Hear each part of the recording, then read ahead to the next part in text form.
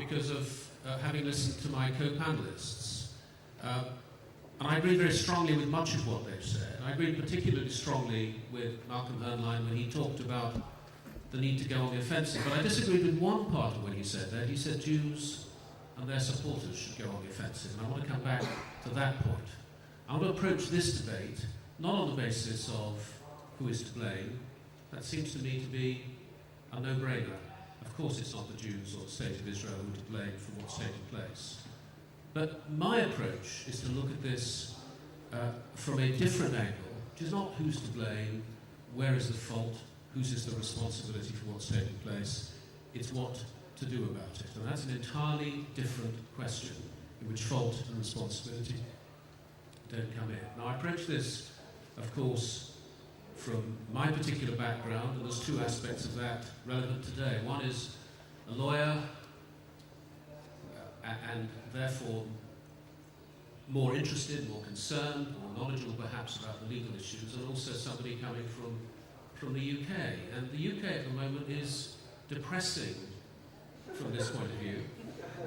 It's been said before, and I entirely accept that. And it's depressing when we see what's happening on our universities, on our campuses. And I want to take an example which, to illustrate the main point I want to make, which you may think is flippant, but which brings home to me why I disagreed with what Malcolm said about supporters. Was that great British film, Love Actually, in which Hugh Grant, handsome young British Prime Minister, stands up in Downing Street, turns on the US President, and he says, "You're not going to bully us any longer." Huge applause from everyone in Downing Street. Every time the film was played at cinemas, huge applause from people in cinemas as well. Now, that's an illustration of a mild and comic example of something which is much more pernicious which is going on, which is a shared prejudice in which everybody applauds and nobody stands up to challenge. And that's the point I wanted really to underline. And I want to turn that into two main points. One is the ability and willingness of Israelis and Jews to engage in some of the difficult arguments. I absolutely agree with what's been said about the need to go on the offensive to tell the truth. But there is a temptation from time to time just not to be prepared to engage at all. I'm going to take an unpopular example of that. Unpopular with many people in this hall, perhaps everybody. Goldsmith. So what happened in April of this year? Goldstone said in his op-ed in the Washington Post, "If I'd known then what I know now, the report would have been different."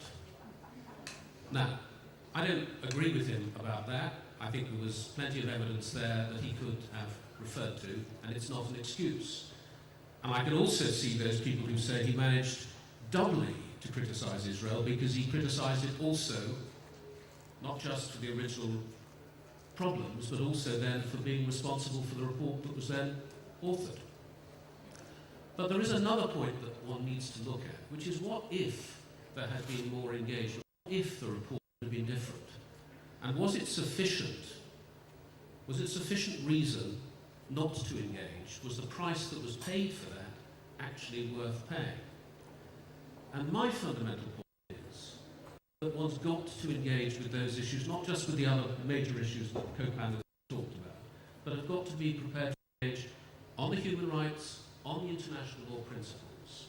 Now, a group of lawyers who are going out into the international legal community and engaging with all of these questions. And there's no point talking about them just here or just at Jewish congresses. It's necessary to talk about them in those places where people naturally would stand up and applaud like they did to Hugh Grant, so that they can stop and think, start to see that there is another point of view, and that may help to change the narrative.